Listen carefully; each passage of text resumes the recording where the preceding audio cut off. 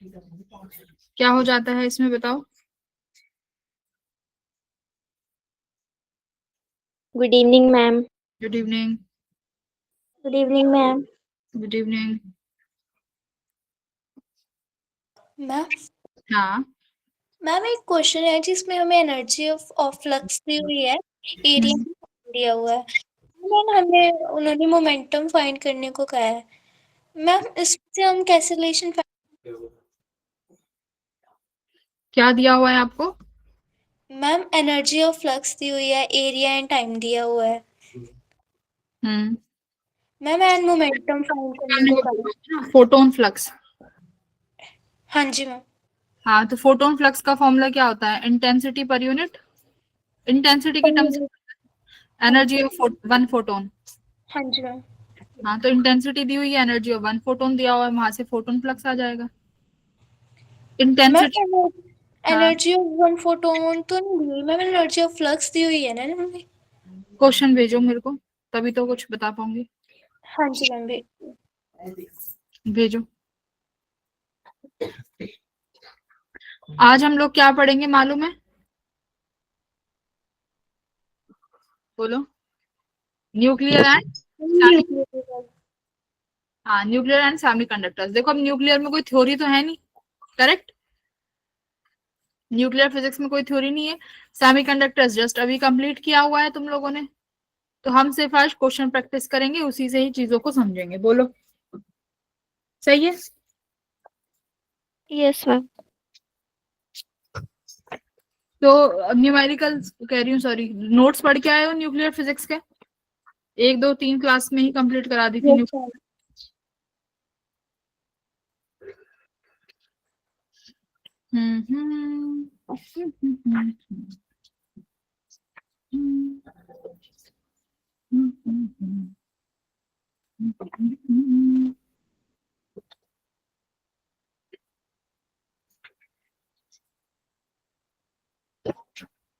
Okay, कहाँ है? Transistor पे पहुंच गए हैं।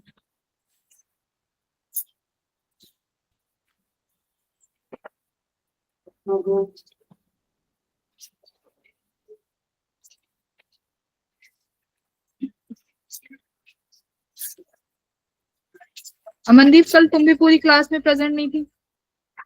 मैम मैंने तो सारी क्लासेस लगाई हैं। लास्ट तक थे कल आप क्लास में? हाँ जी मैम, मैं क्लास जब आपने डिसमिस की मैम उसके बाद ही वो किया मैम, लास्ट तक बैठी थी मैं। चलो ठीक है। क्वेश्चन शेयर कर दिया तुमने? हाँ जी मैम, भेज दिया मैंने आपको।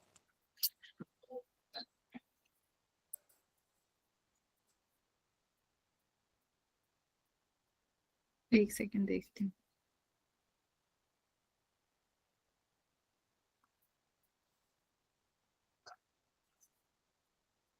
Light is incident normally on a मैंने तुम्हें ड्यूअल नेचर के सॉल्यूशंस शेयर कर दिए थे, है ना?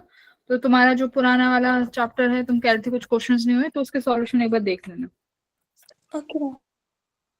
अगले दिन हर किसी पीडीएफ की सॉल्यूशन मिल जाएगी तुम्हें, next day, on the next day. तो ये क्या कह रहा है? Light is incident normally on A completely absorbing surface with an energy flux of 25 watt centimeter inverse square। ये पावर अपॉन एरिया दिया हुआ है ना, देखो कई बार यूनिट से भी देख सकती हो। यहाँ पर एनर्जी फ्लक्स का मतलब क्या है? ये अमनदीप का, ये वॉट पावर की यूनिट है। सेंटीमीटर इनवर्स स्क्वायर क्या हो गया? यानी पावर अपॉन एरिया। तो पावर बाय एरिया क्या होता है? इंटेंसिटी। इंटेंसिटी ऑलरेडी गिवन है। if the surface has an area of this 25 centimetre square, तो एरिया दे दिया तुम्हें यहाँ पे। The maximum momentum transferred to the surface in 40 minute time duration will be. तो अब पूछ रहा है कितना मोमेंटम ट्रांसफर होगा। तो मोमेंटम का फॉर्मूला देखो, सारा का सारा एब्जॉर्प्शन है, सब एब्जॉर्ब करेगा। तो मोमेंटम क्या होगा निकाला?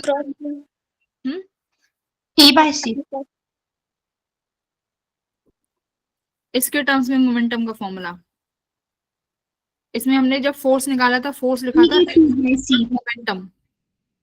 Rate of change of momentum. Momentum क्या होगा इसमें इंटेंसिटी के टर्म्स में?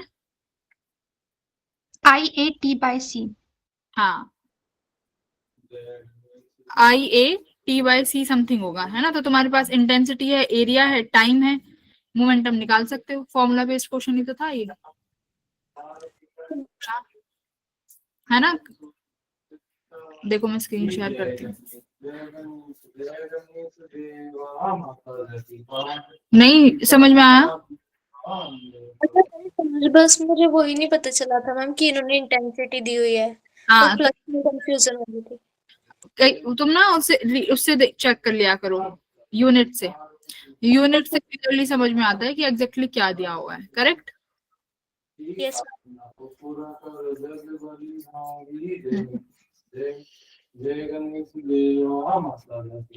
जैसे रेडिएशन प्रेशर में फर्स्ट डे ही तुम्हें फॉर्मूला लिखवाया होगा। देखो इसमें कहाँ गया, परफेक्टली एब्जॉर्प्शन वाला केस है। देखो कहाँ है, फोटोन फ्लक्स तो इंटेंसिटी अपॉन ये हो गया। एब्जॉर्प्शन के केस में ये रहा मोमेंटम। फोर्स किसके बराबर है? IA/C।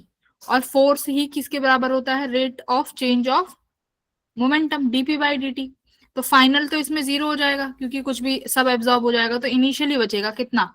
NH/λ। और ये किसके बराबर आया है? IA/C। तो ये force he rate of change of momentum के बराबर है। ठीक है, IA/C के। तो इंटेंसिटी गिवन है, एरिया गिवन है तुम्हें, है ना। Yes ma'am. IA/C और टाइमिंग से मल्टीप्लाई कर देना। तो मोमेंटम देखो कैसे, F मल्टीप्लाई बाय T किसके बराबर हो जाएगा? मोमेंटम के। क्लियर हो गया? Yes ma'am. F किसके बराबर है? dp/dt। यानी अब मुझे क्या चाहिए? मोमेंटम। तो मोमेंटम किसके बराबर हो जाएगा? फोर्स मल्टीप्लाई टी के बराबर। ठीक है, फोर्स कितना है तुम्हारा? IA/C multiply by time. Clear? C क्या है? Speed of light. Yes ma'am. यहां से निकाल लेना। तो ये फॉर्मूले याद होने चाहिए। ऐसे ये नंबर ऑफ फोटोन का फॉर्मूला है, देखो इसके टर्म्स में ये वाला फॉर्मूला भी याद होना चाहिए। इस फॉर्मूले एक बार देख लेना। ये आ जाओ, हम अपनी क्लास में चलते हैं। आज हमने पढ़ना है, जितना आज पढ़ेंगे न्यूक्लियर फिजिक्स और सेमीकंडक्टर का, वो तुम्हारे लिए मोर देन इनफ है। वही क्वेश्चन एक बार घर पे बैठ के कर लेना। ठीक है, पूरा रिवीजन हो जाएगा। मैंने 23, 24, 22 तक के सारे क्वेश्चंस ले लिए हैं। आ जाओ, ये वाला क्वेश्चन करो बेटा। क्या कह रहा है? Energy released when two neutrons fuse to form a helium nucleus. Binding energy पर nucleon is 1.1 mega electron volt and binding energy of helium is this. तो कैसे करेंगे इस क्वेश्चन को? बाइंडिंग एनर्जी के फॉर्म में क्वेश्चन है।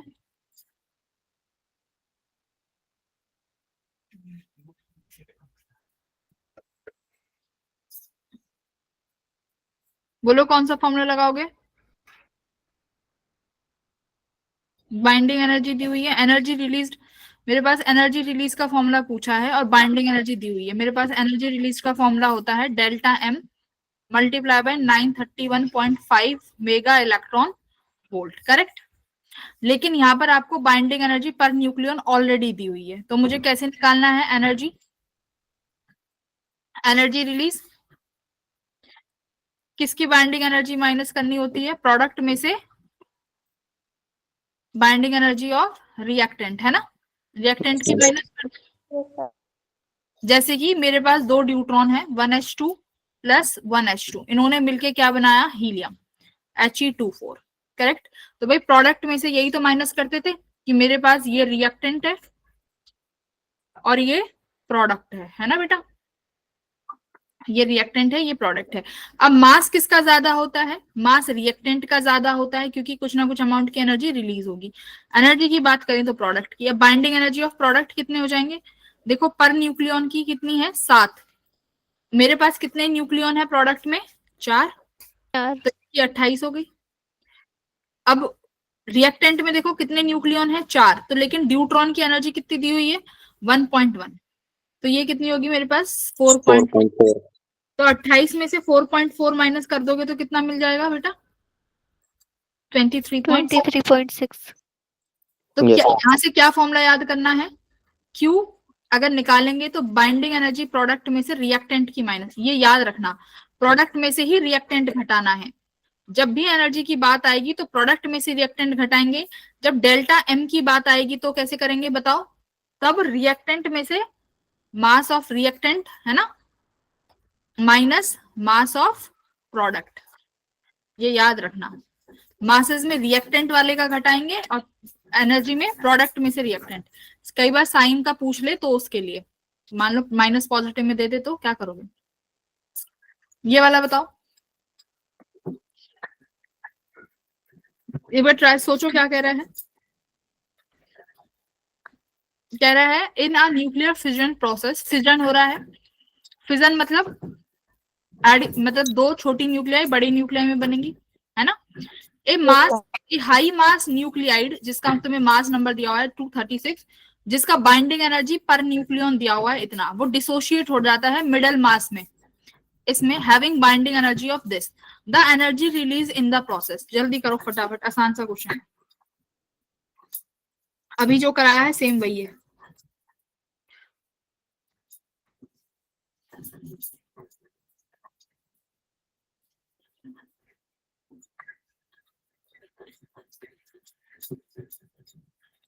दो 236 वाला डिसोशिएट हो जाता है 118 वाले में प्लस 118 वाले में, ठीक है। तो क्या Q क्या है? बाइंडिंग एनर्जी ऑफ प्रोडक्ट में से बाइंडिंग एनर्जी ऑफ रिएक्टेंट घटा दो। तो 118 118 कितनी है भाई इनकी? 8.6 पर न्यूक्लियन, 8.6 पर न्यूक्लियन। इसकी कितनी थी? 7.6। तो आसान हो गया, 8.6 मल्टीप्लाई बाय 236 माइनस 7.6 मल्टीप्लाई 236, यही करना था ना। सॉरी 236 कॉमन ले लो, 8.6 माइनस 7.6 माइनस कर दो तो यानी कितना बचेगा? 236।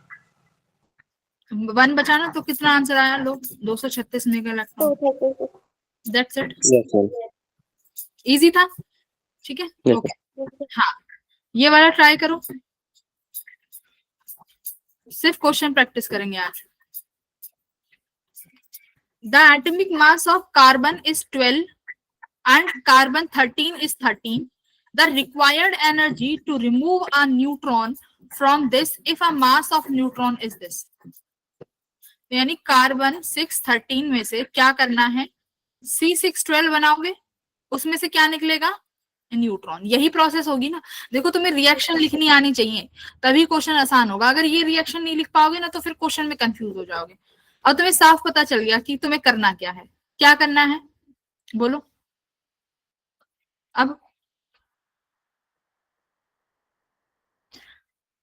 क्या करने का? डेल्टा एम निकालना। डेल्टा एम निकाल के क्यू फाइंड करो। बाइंडिंग एनर्जी किसकी? मेरे को यही तो चाहिए। C613 की बाइंडिंग एनर्जी कितनी होगी जब ये इसमें बनेगा, और वही क्या होगा? बाइंडिंग एनर्जी पर न्यूक्लियन निकालनी पड़ेगी। देखो याद रखना, पहले डेल्टा एम मल्टीप्लाई 931.5 करिए,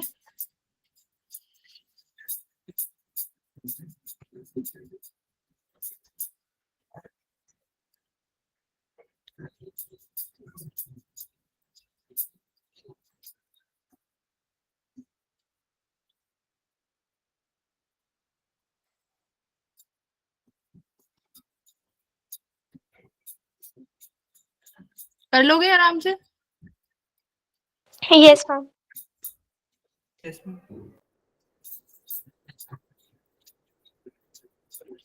क्या बनेगा? माइनस करके क्यू कितना आएगा? सॉरी एम कितना आया? पहले डेल्टा एम बताओ। 0 पॉइंट कितना बनेगा? मैम माइनस में नहीं आएगा। माइनस में आएगा तो माइनस में बताओ कितना आ रहा है? 0.005311। 0.00531। मास नेगेटिव में आया, इसका मतलब समझ रहे हो क्या है इसका मतलब? Yes. क्या क्या है? मैम मास के एडिशन डेल्टा एम, है ना, मास बढ़ गया, मतलब इस प्रोसेस को कराने में कहीं ना कहीं एनर्जी रिक्वायर्ड है, अपने आप नहीं हो सकती, है ना, एनर्जी रिक्वायर्ड है। हाँ, तो बस, लेकिन हमें तो वैल्यू पूछी थी एनर्जी की, तो मुझे तो कुछ नहीं करना। अब मेरे पास क्यू क्या हो जाएगा, बाइंडिंग एनर्जी डेल्टा एम में क्या मल्टीप्लाई कर दूं इसमें, 931.6 मेगा इलेक्ट्रॉन वोल्ट। देखो क्या आ रहा है,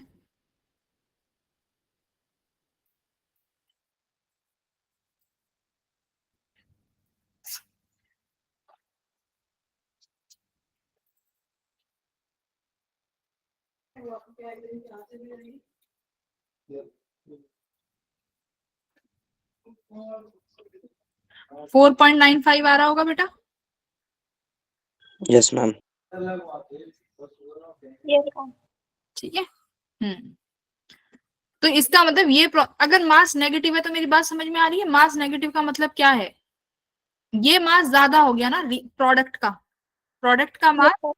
बढ़ गया। प्रोडक्ट का मास क्यों बढ़ा होगा, इसका मतलब यहाँ पर एनर्जी का एब्जॉर्प्शन हुआ होगा। तो ये कौन सी रिएक्शन है बताओ, जहां एनर्जी का एब्जॉर्प्शन होता है, एंडोथर्मिक एंडोथर्मिक। रिएक्शन, मतलब इसकी Q value negative Q value वाली इक्वेशन है ना। तो इस तरीके से भी अगर कोई क्वेश्चन आता है इक्वेशन लिख के कि बताओ एंडोथर्मिक है, प्लस क्यू वैल्यू है, माइनस क्यू वैल्यू है, तो हम मास के चेंज से पता लगा सकते हैं कि माइनस क्यू है कि प्लस क्यू। देखो सिर्फ मास का चेंज लिया था ना, मास नेगेटिव आ गया, तो इसका मतलब प्रोडक्ट का मास बढ़ गया। मेरी बात समझ रही है, प्रोडक्ट का मास बढ़ गया होगा because of absorption of some energy. और जब भी एनर्जी का एब्जॉर्प्शन होता है तो एंडोथर्मिक मतलब माइनस क्यू वैल्यू। तो अगली बार से ऐसा क्वेश्चन आए कि बताओ इनमें से कौन सी इक्वेशन नेगेटिव क्यू वैल्यू की है या पॉजिटिव क्यू वैल्यू की है, तो आप डेल्टा एम निकाल लेना। ठीक है, डेल्टा एम निकाल लेना। अगर मास नहीं दिया है, बाइंडिंग एनर्जी दी है, तो याद रखना बाइंडिंग एनर्जी में मैंने तुम्हें क्या बताया है, हमेशा प्रोडक्ट में से रिएक्टेंट घटाएंगे, और अगर वो नेगेटिव आ गई तो तुम समझ जाओगे कि फिर ये क्यू वैल्यू नेगेटिव वाली है ना। तो ये चीजें ये याद रखना। ये वाला कैसे करेंगे, देखो ये क्वेश्चन बहुत अच्छा क्वेश्चन है। यहां देखो क्या लिखा है, the explosive in a hydrogen bomb is a mixture of this and this in some condense form, the chain reaction is given by. यहाँ पर एक चेन रिएक्शन दे रखी है कि लिथियम में nucleus sorry Neutron. Neutron add करते हैं तो हीलियम के साथ हाइड्रोजन का ये प्रोडक्ट निकलता है। ठीक है, फिर ये पहली रिएक्शन हो गई। दूसरी रिएक्शन हुई तो क्या हुआ, ड्यूट्रॉन इसके साथ मिलके हीलियम बना रहा है, और ये मेरा न्यूट्रॉन बाय प्रोडक्ट निकल गया। मुझे इसमें ये बताओ, इसमें देखो 1H3 यहां पर निकला पहली इक्वेशन में, और 1H3 यहाँ यूज हो गया। ठीक है, 1H3 यहाँ निकला, 1H3 यहाँ यूज हो गया, तो 1H3 गायब, इसका तो कोई रोल नहीं है। पहली इक्वेशन में प्रोडक्ट बना था और दूसरी इक्वेशन में वो यूज भी हो गया, तो मतलब 1H3 गायब। तो इसका मतलब ये इक्वेशन क्या हुई, लिथियम और ड्यूट्रॉन मिलके दो हीलियम बना रहे हैं। देखो ये बहुत एक अच्छा क्वेश्चन है। Yes ma'am. ये हीलियम के दो प्रोडक्ट बना रहे हैं, प्लस में न्यूट्रॉन निकल गया, ये न्यूट्रॉन निकल गया, इनको भी कैंसिल आउट कर सकते हो, ये लो। तो सिर्फ और सिर्फ क्या बना, लिथियम और ड्यूट्रॉन मिलके दो प्रोडक्ट बना रहे हैं हीलियम के, यही इक्वेशन बनी फाइनल इक्वेशन। Yes, ma'am. क्या Yes, ma'am. दो इक्वेशन वाले क्वेश्चंस आएंगे ना, तो इसमें तुम्हें देखना है कि मेरा फाइनल प्रोडक्ट क्या बन रहा है। जैसे ये ट्रीटियम था, ये था तो फाइनल प्रोडक्ट, बट ये सेकंड इक्वेशन में यूज हो गया, तो इसको रिमूव करो। न्यूट्रॉन तुमने फर्स्ट इक्वेशन में यूज किया था as a product, Reactant. Reactant, और वो सेकंड में एज अ प्रोडक्ट निकल गया, तो मतलब इनको भी मैं रिमूव कर सकती हूँ, हट गया। मैम मतलब दोनों को ऐड करना, हाँ, मतलब दोनों इक्वेशंस को ऐड करना। ऐसे मत सोचो कि ऐड करना है, तो हमने प्रोडक्ट्स देखने हैं ना, लेफ्ट हैंड साइड और राइट हैंड साइड के, कि जो फर्स्ट इक्वेशन है उसका जो प्रोडक्ट बना है वो रिएक्टेंट में यूज हो गया, तो वो खत्म हो गया ना। अब भाई तुम दो रिएक्शन कर रहे हो, पहली रिएक्शन में 1H3 एज अ प्रोडक्ट निकल गया, दूसरी रिएक्शन में वही प्रोडक्ट यूज करा है ना तुमने, तो क्या 1H3 अब तुम्हारे पास बचा, नहीं बचा ना, वो तो यूज हो गया, तो उसका रिएक्शन में भी कोई यूज नहीं है अब। तो मेजर प्रोडक्ट क्या बचे, लिथियम ड्यूट्रॉन, और इन्होंने मुझको क्या बना के दे दिया, हीलियम के 2 प्रोडक्ट। फाइनल क्या बना तुम्हारा, फाइनल 2 हीलियम बने, ठीक है। अब पूछ रहा है during the explosion of energy release, lithium का एनर्जी दिया हुआ है और H2 का दिया हुआ है, H4 का दिया हुआ है। एनर्जी रिलीज पूछ रहे हैं कि इस चेन रिएक्शन में कितनी एनर्जी रिलीज हुई होगी। बताओ कैसे निकालोगे इस चेन रिएक्शन की एनर्जी रिलीज। Ma'am delta. तुम्हें मैम मैंने ये इक्वेशन लिख दी ना, बस वही मैं कह रही हूँ, अगर इक्वेशन लिख लोगे तो दिक्कत नहीं आएगी। ये लो,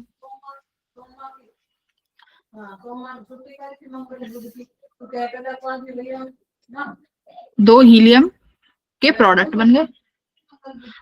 एनर्जी एक्सप्लोजन का फॉर्मूला क्या लिखोगे अब आप, Q equals to delta M multiply by 931.5 mega electron volt. यही तो है एनर्जी रिलीज, यही तो इस प्रोसेस में एनर्जी रिलीज होगी। क्या अब हम डेल्टा एम निकाल सकते हैं, डेल्टा एम, तो डेल्टा एम निकालो। लिथियम है तो ये मुझे पूरा लिथियम का दिया हुआ है ना, 6.01690। मुझे हाइड्रोजन का चाहिएगा, कितना दिया हुआ है 2.01471 माइनस क्या करेंगे हीलियम का। बट हीलियम का मुझे एक बताओ, मैं हीलियम का 4 ही लूं कि 2 लूं, 2 टाइम्स है ना, 2 हीलियम के कंपाउंड बने हैं, तो 2 मल्टीप्लाई बाय हीलियम का कंपाउंड 4.003 ठीक है। क्या ये क्वेश्चन अब सॉल्व हो जाएगा फटाक से। यस। और डेल्टा क्यू के लिए डेल्टा एम में मल्टीप्लाई कर देंगे 931.5। बोलो अरे क्या बोल रहे हो। एक सदस्य है मेरा आदर्श गंगा आप जब आएगा तो आया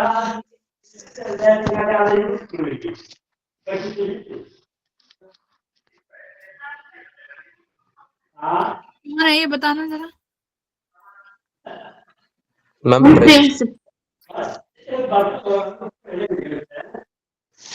मैं अगली बार तो ब्लॉक ही कर दूंगी, ठीक है। अब की बार तो रिमूव ही किया है। 1 घंटे की क्लास होती है, उसमें मुझे ये नौटंकी नहीं चाहिए।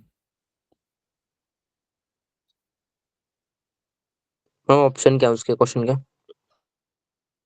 ऑप्शन में आंसर नहीं आ बताओ। रहा मैम, सी ऑप्शन आ रहा। ऑप्शन तो इसमें है भी नहीं। मैम अभी तो थे, नहीं थे नहीं थे ना, ये दूसरा है।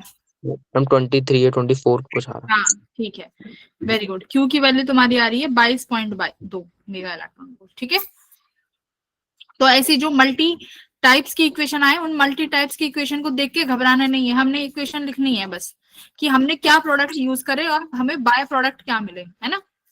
तो तुम खुद देखो, न्यूट्रॉन यूज करा था, न्यूट्रॉन बाहर निकल गया बैलेंस्ड। फर्स्ट इक्वेशन में ट्रीटियम बना था, वो सेकंड इक्वेशन में यूज हो गया बैलेंस्ड। तो बचा क्या, लिथियम, हाइड्रोजन का सेकंड वाला 1H2 और हीलियम के 2 कंपाउंड जो है एज अ प्रोडक्ट। क्लियर हुआ। Yes ma'am. किसी को इस क्वेश्चन में अब तो दिक्कत नहीं है, ठीक है। चलो ये वाला बताओ। देखो ये भी बहुत प्यारा क्वेश्चन है। यही क्वेश्चन डिफिकल्ट क्वेश्चन में बदल जाते हैं। क्या कहा है देखो, एनर्जी रिलीज्ड पर fission of nucleus of this is 200 mega electron volt, है ना। कि एनर्जी रिलीज हुई है किसी न्यूक्लियस का जब फिजन हुआ है 200 मेगा इलेक्ट्रॉन वोल्ट, ठीक है। यानी 240 में, मतलब ये एक न्यूक्लियस होगा जिसमें 200 मेगा इलेक्ट्रॉन वोल्ट की एनर्जी रिलीज हुई है। अब ये कह रहा है कि एनर्जी रिलीज कितनी होगी 120 ग्राम में। अब मुझे बताओ 240 ग्राम में कितने नंबर ऑफ एटम्स होंगे। इसका मतलब मुझे एटम्स चाहिए होंगे, क्योंकि एक एटम ने 200 मेगा इलेक्ट्रॉन वोल्ट की एनर्जी दी है। 120 ग्राम में क्या होंगे, बहुत सारे एटम्स। अगर मुझे एक एटम की एनर्जी पता है, अगर मुझे, अब मैं तुमसे कहूं बेटा बताओ 2 एटम में कितनी एनर्जी रिलीज होगी, तुम फटाक से बोलोगे मैम 400। 3 एटम में कितनी एनर्जी रिलीज होगी 600। 4 में कितनी होगी 800। तो इसका मतलब तुम एनर्जी निकालने के लिए क्या यूज कर रहे हो, तुमने क्या यूज करा एनर्जी रिलीज के लिए, आपने क्या यूज करा 1 एटम की एनर्जी into 200. वन एटम की एनर्जी तो 200 है, multiply by number of atom. 4 3 इनसे मल्टीप्लाई कर रहे थे, ये 4 3 क्या थे, नंबर ऑफ एटम्स। अगर तुम्हारे पास नंबर ऑफ एटम्स आ जाए तो काम बन जाएगा ना भाई एनर्जी रिलीज के लिए। तो इसका मतलब मुझे ऐसे सवालों में जहां पर ये 120 ग्राम 200 ग्राम 250 ग्राम आए, तुम्हारा सबसे पहली प्रायोरिटी है कि नंबर ऑफ एटम्स निकाले जाएं। अब मेरी बात सुनो, जो भी मास नंबर होता है, जैसे ये 240 है, ये मास नंबर है, तो ये 240 ग्राम में ये 240 ग्राम बन जाएगा ये। और ये किसके बराबर होगा, ये इसमें कितने नंबर ऑफ एटम होंगे तुम्हारे, Avogadro number of atom, Na। Avogadro number. अगर यहाँ पर कोई और होता, मान लो यहाँ पर ऐसे होता कि बेटा मेरे पास एक एटम है, यहाँ पर मेरे पास ये 100 है, तो ये 100 ग्राम में कितने एटम होते, एवोगैड्रो नंबर Na। ठीक है, तो जो इसके ऊपर होता है उसके आगे ग्राम लगा के वो Na के बराबर बन जाता है। केमिस्ट्री में तुमने मुझसे अच्छा पढ़ा होगा। ठीक है, अब मेरे पास 120 ग्राम में कितने हो जाएंगे भाई, Na/2, आधा हो जाएगा Na का, है ना। जिसको नहीं निकालना आता वो 1 ग्राम का निकाल के कर लेना। 1 ग्राम में Na/240 मल्टीप्लाई बाय 120। ठीक है, देखो अगर नहीं आता तो 1 ग्राम का क्या करोगे, Na/240। 120 ग्राम के लिए 120 से मल्टीप्लाई कर दोगे तो Na/2 आ गया। ठीक है, तो नंबर ऑफ एटम्स आ गए तुम्हारे पास फटाक से। Yes, Na ma'am. कितना दिया इसने, 6, तो ये हो जाएगा 3 × 10⁻23। क्लियर हुआ, बोलो। Yes, ma'am. हाँ, Yes, ma'am. तो बस अब आ गई energy 200 multiply by number of atom 3 × 10⁻23 mega electron volt कर दो। 3 दूनी 6 मल्टीप्लाई 10⁻25 मेगा इलेक्ट्रॉन वोल्ट। क्या इतनी एनर्जी रिलीज होगी, तो आंसर देखो क्या है, 6। ये तुम्हारा इंटीजर बेस्ड क्वेश्चन में आया है 2023 में। कितना इजी। अगर किसी बच्चे को ये नहीं पता होगा, देखो उसके लिए तो डिफिकल्ट है, अगर तुम्हें पता है तो एक लाइन का आंसर है। ठीक है, बात समझ में आ गई। Yes, ma'am. Yes, ma'am. किसी भी क्वेश्चन में दूसरा पेज तो यूज हुआ ही नहीं, एक में ही आंसर आ रहा है। चलो ये वाला क्वेश्चन करो फटाक से।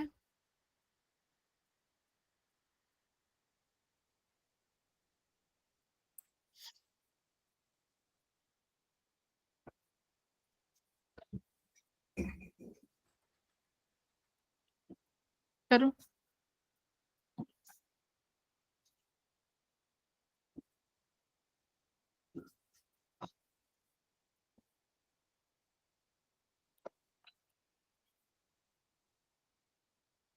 X 92 242 emit 2 alpha electrons. अगर 2 अल्फा निकालेगा तो क्या बनेगा बताओ। मास नंबर 4 से कम, कितने से कम होता है एक अल्फा में, हीलियम का 24। तो एक अल्फा 4 मास नंबर कम करता है, तो ये 2 अल्फा हैं, तो कितने से मास कम करेगा, 8 से। तो 242 में से 8 गया तो 34 2 34 240 238. 8 सही है, यही बन 10 हो जाएगा, 44 होगा मैम। 34 आएगा ना। अब देखो मास नंबर कितने से, एटॉमिक नंबर कितने से कम होगा, अगर एक अल्फा निकलता है तो 2 से कम होता है, अगर 2 निकले हैं तो 4 से कम हो जाएगा। तो कितना बना ये, 92 में से 4 माइनस करो 88। 88, ma'am. हीलियम के 2 एटम, या लिख लो हीलियम 24, ये 2 टाइम्स निकल गया। ठीक है, अब क्या लिखना है, अब और देखो क्या लिखा है, अभी नहीं बना सकते इसको, अभी देखो ये वाला मिटा दो। अभी इसने बोला है कि 2 हीलियम निकल गए, और भी निकल रहा है साइड में, एक इलेक्ट्रॉन और निकल गया। इलेक्ट्रॉन निकला है मतलब चार्ज -1, मास तो कुछ नहीं निकला, 0। अब बेटा 2 पॉजिट्रॉन और निकल गए, 2 पॉजिट्रॉन मतलब 2E+1। ठीक है, तो ये अब क्या कंपाउंड बनेगा ये पूछ रहा है, बताओ ये कंपाउंड क्या बनेगा। Y की वैल्यू, मास तो इसने यहाँ पे 234 दे दिया, तो देखो 234 है, P बताओ क्या होगा, बताओ। ये यहाँ पे 92 था, 8 तो कम हो गया होगा, 8 तो इसने हीलियम की वजह से कम हो गया 8, ठीक है, तो 8 यहाँ पे कम हुआ, लेकिन ये E+1 हो गए 2, 2+1 हो गए ना ये। मुझे बैलेंस करके बताओ फटाफट, चलो। 87। मैम 87। पक्का? Yes ma'am.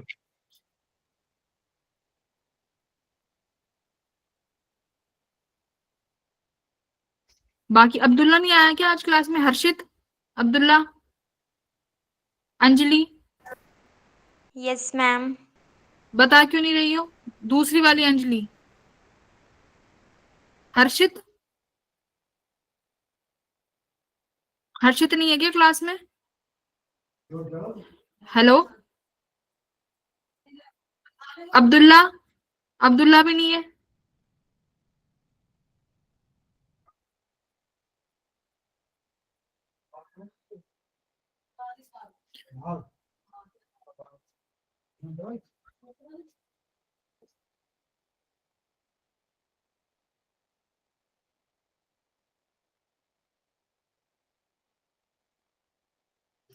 सही है, अब्दुल्ला भी नहीं आया है।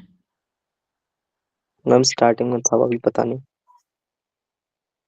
पढ़ना थोड़ी है, क्या करेंगे पढ़ के? 87 है या पी? दूल्हा क्लास में तो यहाँ पर बोल नहीं रहा।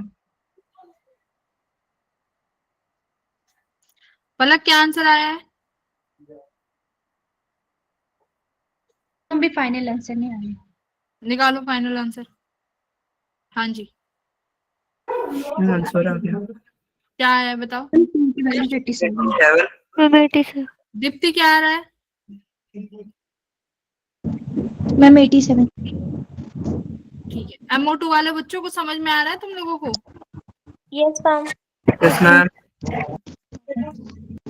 तुम्हारे लिए स्पेशल बैच है, तुम सबको जेई निकालना है। ठीक है, चलो सॉल्व करके देखते हैं। 87 कह रहे हैं, आंसर तो मुझे मिला ही नहीं, सॉल्व करना पड़ेगा। ठीक है, सॉल्व कर लेते हैं। अल्फा अगर निकला है तो 8 से कम कर देगा, ठीक है। अब ये इलेक्ट्रॉन -1 का चार्ज लेके निकला है, तो तुम्हारे पास ये क्या हुआ था यहाँ पे, 92 में से 8 गया तो कितना बचा था? 88। 88 में से -1 करोगे तो 87। 87 में फिर +2 भी तो करोगे, ये तो 89 आना चाहिए ना। मैम हम 4 देख रहे हैं ना मैम, वो तो 4 होगा ना, हीलियम का 2 दूनी 4 हो गया ना, 8 थोड़ी होगा। हाँ, हीलियम का 4 होगा, मास नंबर है ना। Yes ma'am. Correct correct correct correct. Atomic number तो 4 से कम होगा ना, तो 92 में से 4 गया तो 80 तो बचेगा। 92 में से 4 घटाओ, मैम टोटल 5 हो जाएगा। क्या भाई, हीलियम निकला पहले, तो हीलियम निकल गया तो क्या बचा? देखो, 88। हाँ 88 बचा, अभी हीलियम तो निकल। ऐसे हो गया, ठीक है। सुनो, अगर हीलियम निकला तो 88 बच गया, उसके बाद एक इलेक्ट्रॉन और निकल गया। अब क्या हुआ, मान लो तुम्हारे पास यहाँ पर बचा 88 लेके, और इसका मास नंबर क्या होगा? अगर 242 में से जैसे अभी 8 गया तो कितना बचा मुझे बताओ? 42 में से फटाफट 8 घटाओ, 234, ठीक है। अब इसमें से क्या होगा, एक इलेक्ट्रॉन निकला है, एक इलेक्ट्रॉन निकल गया, प्लस इलेक्ट्रॉन -1 और ये 0, तो ये 89 हुआ होगा ना, बड़ा होगा एक, ये 234 एज इट इज रहेगा। क्लियर? अभी तक ये चल रहा है। अब इसने क्या बोला है, क्या हुआ, 2 पॉजिट्रॉन निकल गए, यानी E+1, ठीक है। तो ये x की वैल्यू 234 तो रहेगी ऊपर। अब यहाँ पर 89 में से देखो ये +1 है, तो इसमें से 2 घटाओ तो कितना बचेगा? 9 में से 2 गए तो 87। 87। करेक्ट, तुम्हारा भी यही आ रहा था ना, 87? Yes ma'am. ठीक है, तो 87 ठीक आया है। ऐसे कर लो, अब तो समझ में आया। Yes ma'am. ये इक्वेशन बैलेंस हो गई। अगर -1 हुआ है तो यहाँ पर बढ़ाओ उसको 89, अगर ये +1 निकला है तो यहाँ से फिर घटाओ, बैलेंस करनी है बस, इक्वेशन लिखनी आनी चाहिए। ठीक है बेटा, कर लोगे? सबको कोई दिक्कत तो नहीं है? आकाश, दीप्ति, संध्या, यस मैम। हो गया था। हाँ, यस, बोलो आकाश। हो कृपा, गया था मैम। ठीक है, कृपा तुम्हें आ रहा है? मैम हाँ जी, पक्की आंसर। बात है? हाँ जी मैम, आंसर भी आ गया। Very good. A free neutron decays into a proton. Neutron किस में डिके हो सकता है? प्रोटॉन में। बट कह रहा है फ्री प्रोटॉन न्यूट्रॉन में डिके नहीं हो सकता। ये तुम्हें पता होना चाहिए। क्या? देखो, न्यूक्लियस के अंदर, न्यूक्लियस के अंदर न्यूट्रॉन भी है और न्यूक्लियस के अंदर प्रोटॉन भी है। प्रोटॉन। न्यूक्लियस के अंदर दोनों, न्यूक्लियस के अंदर न्यूट्रॉन प्रोटॉन में बदल सकता है और प्रोटॉन न्यूट्रॉन में बदल सकता है। न्यूट्रॉन। बट ये दोनों न्यूक्लियस के अंदर बदल सकते हैं। बाहर की बात करूं, कि फ्रीली बात करूं, कि एक न्यूट्रॉन अलग है और एक फ्रीली प्रोटॉन है। जैसे कि क्लास के अंदर तो सब चीज डिसिप्लिन में रहती है, क्लास के अंदर तो सब बच्चे डिसिप्लिन में रहते हैं, ठीक है। बाहर जाते ही क्या होता है? जो भारी भरकम इंसान होगा भाई वही जीतेगा, है ना। अब बाहर, अब जैसे कि बाहर फ्री है, अब न्यूट्रॉन होता है हैवी, प्रोटॉन होता है as compare to neutron less heavy, less heavy. अब बताओ, न्यूट्रॉन प्रोटॉन में बदल सकता है क्योंकि प्रोटॉन का मास ज्यादा है, करेक्ट। तो वो प्रोटॉन में बदल जाएगा क्योंकि उसको कम मास वाले पार्टिकल में बदलना है। भाई अगर हैवी वाला मास पार्टिकल स्मॉल में जा रहा है, इसका मतलब प्लस में कुछ छोटा मोटा पार्टिकल निकाल दिया होगा। अब लेकिन बताओ, प्रोटॉन जो स्मॉल पार्टिकल है, जिसका मास कम है, वो हैवी वाले में कैसे बदल जाएगा? वो हैवी वाले में बदल जाएगा क्या?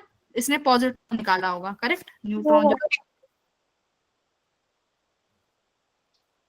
जब न्यूट्रॉन प्रोटॉन में बदलेगा तो क्या निकालेगा? ये +1 है तो ये यहां से इलेक्ट्रॉन निकालेगा, राइट। -1 0, इलेक्ट्रॉन निकल गया। इलेक्ट्रॉन के साथ कौन सा पार्टिकल निकलता है? एंटी न्यूट्रिनो, ठीक है।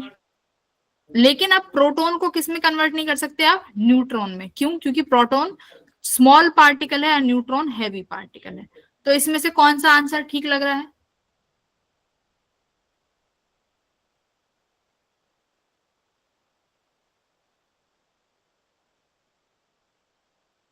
क्या टिक करके आते हैं इतनी जानकारी लेने के बाद? मैम हम ऑप्शन सी और डी में कह रहे हैं। Ma'am D option. डी। आंख बंद करके डी करते हैं ना, लार्जेस्ट मास की बात है ना, क्यों? न्यूट्रॉन का मास ज्यादा है तो वो आराम से मैम रेस्ट मास क्या है? हाँ रेस्ट मास और वो एक ही है। हाँ, लार्जेस्ट रेस्ट मास है ना। रेस्ट मास का मतलब है, अगर न्यूट्रॉन और प्रोटॉन में से देख रहे हो किसका मास ज्यादा है, तो न्यूट्रॉन का मास ज्यादा है, सिंपल, ठीक है। तो ओके। इस वजह से तो हैवी जो स्मॉलेस्ट पार्टिकल बड़े पार्टिकल में कैसे बन जाएगा बताओ? भाई मोटा आदमी पतला हो सकता है ना आराम से, कैसे मतलब कन्वर्ट हो सकता है, ऐसे समझो। अब जो पतला है वो कैसे मोटे में कन्वर्ट हो जाएगा? उसके लिए तो कुछ एक्सटर्नल सोर्स ही चाहिए होगा, ठीक है। तो इसीलिए option number D, D will be your answer, ठीक है। Yes ma'am. Yes ma'am. अब सेमीकंडक्टर, अच्छा सेमीकंडक्टर में आने से पहले मेरे को एक फॉर्मूला बताओ, यहाँ पे करवाती हूँ।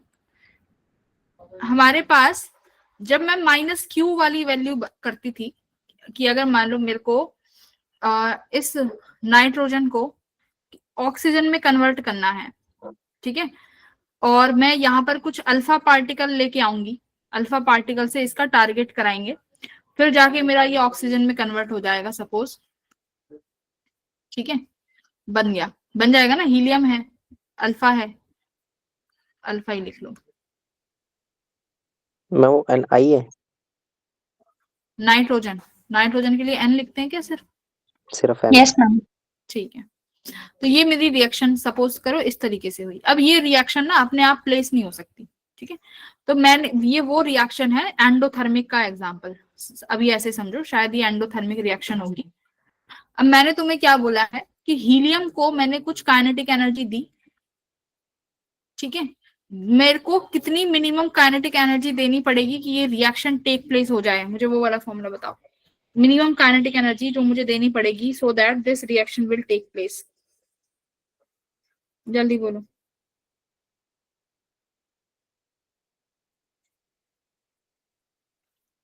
रिएक्शन बैलेंस कर लो, ये 17 कर दो, एक हाइड्रोजन निकाल दो। अब बताओ, ये माइनस क्यू वैल्यू का एग्जांपल है, क्लास में भी कराया था। काइनेटिक मिनिमम एनर्जी का फॉर्मूला याद करो, मैंने क्या बताया था, 1 plus small M. Small M कौन सा मास था, mass of incident particle. Incident कौन होगा यहाँ पे, helium, upon mass of target particle, याद है। Yes, ma'am. Multiply by Q value, correct, ये फॉर्मूला। इसमें इंसिडेंट कौन होगा, हीलियम, तो ऊपर लिखोगे हीलियम का मास। टारगेट कौन है, किसको टारगेट किया है, नाइट्रोजन को, तो नाइट्रोजन पर हीलियम आके टकराएगा और फिर ये प्रोसेस होगी। तो ये एंडोथर्मिक रिएक्शन है जहां पर एनर्जी का एब्जॉर्प्शन तुमने दिया हुआ है, यानी एनर्जी एब्जॉर्ब होगी। तो मास ऑफ, इसके लिए तुम्हें ये काइनेटिक मिनिमम एनर्जी निकालनी आनी चाहिए कि इस रिएक्शन को टेक प्लेस कराने के लिए हीलियम की कितनी एनर्जी होनी चाहिए। क्यू वैल्यू निकाल सकते हो, Yes. क्यू वैल्यू, हाँ कैसे, delta M multiply 931.5 mega electron volt. बात समझ में आ गई। Yes, ma'am. मैं तो वो टारगेट बताना, टारगेट पार्टिकल नाइट्रोजन ही क्यों है? अरे नाइट्रोजन पे तो आगे अल्फा पार्टिकल टकराएगा ना, तभी तो नाइट्रोजन ऑक्सीजन में कन्वर्ट होगा। हीलियम तो ऑक्सीजन में नहीं बदल सकता ना।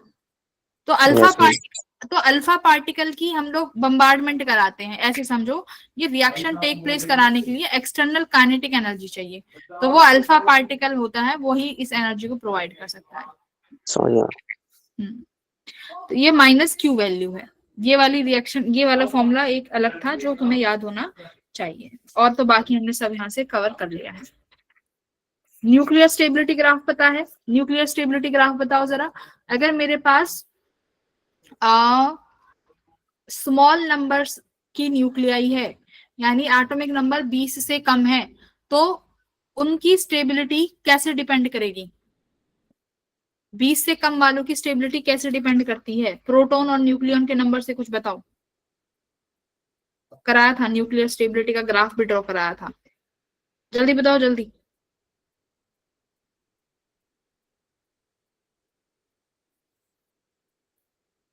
क्या बताया था कि अगर 20 से कम नंबर कम है किसी न्यूक्लियाई का, तो वो कब स्टेबल होगी, अगर नंबर ऑफ प्रोटॉन और नंबर ऑफ न्यूट्रॉन बराबर होंगे। कराया था कि Yes. अगर 20 से कम होगी किसी भी एटॉमिक नंबर का, नंबर 20 से कम है, तो इसका मतलब उनको स्टेबल तभी कहेंगे जब नंबर ऑफ प्रोटॉन और नंबर ऑफ न्यूट्रॉन बराबर होंगे। ठीक है। For heavy nuclei, heavy nuclei के लिए स्टेबिलिटी कब ज्यादा होगी, जब नंबर ऑफ न्यूट्रॉन्स ज्यादा होंगे। बताया था ना, हैवी न्यूक्लियाई के लिए न्यूट्रॉन का नंबर ज्यादा होना चाहिए। क्लियर हुआ। लेकिन जैसे ही एटॉमिक नंबर 83 के बाद चला जाता है, एटॉमिक मास नंबर 83 से बड़ा हो जाता है, तो चाहे आप कितने भी न्यूट्रॉन बढ़ा लो, स्टेबिलिटी नहीं आती। ठीक है। तो मैंने ये तुम्हें चीज कराई हुई है एक बार न्यूक्लियर स्टेबिलिटी के ग्राफ में, कि Z इक्वल्स टू अगर 20 तक है तो प्रोटॉन का नंबर और न्यूट्रॉन का नंबर बराबर होना चाहिए, तब स्टेबल है।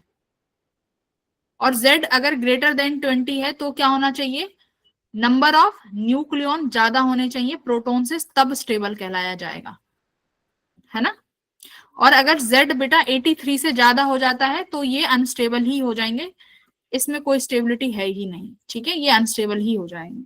अब समझ में आ गया। Yes, ma'am. Yes ma'am. Very good. Yes, ma'am. अब ये क्वेश्चन तुम्हारी स्क्रीन पर दिया हुआ है एलईडी का। अच्छा मुझे एक और बताओ, एक बात और बताओ, जो मैंने ये इक्वेशन लिखी है हीलियम वाली, ये वाली He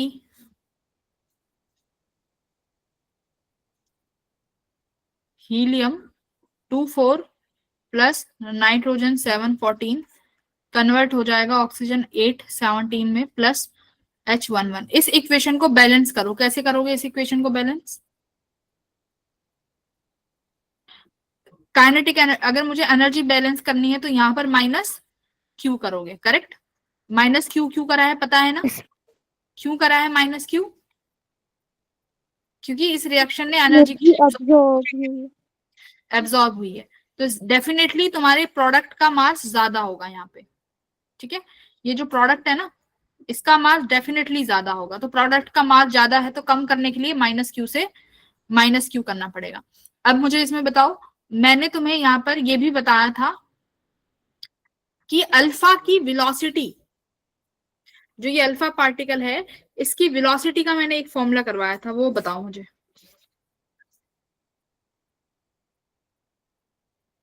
kinetic energy of alpha करवाया था ना, याद है? काइनेटिक एनर्जी ऑफ अल्फा निकलवाया था जब अल्फा पार्टिकल रिलीज होता है तो, अल्फा इमिशन, याद है बेटा? नहीं मैम, हम तो नोट्स पढ़ के ही नहीं आए, एकदम ब्लैंक आ गए हम तो। कल कहा था एटम पढ़ाऊंगी और न्यूक्लियर पढ़ाऊंगी, पढ़ के आना। हाँ देखो, अगर मान लो मेरे पास, मैं रिएक्शन ही लिख देती हूँ, मेरे बच्चे तो, ये रिएक्शन है, यहाँ देखो,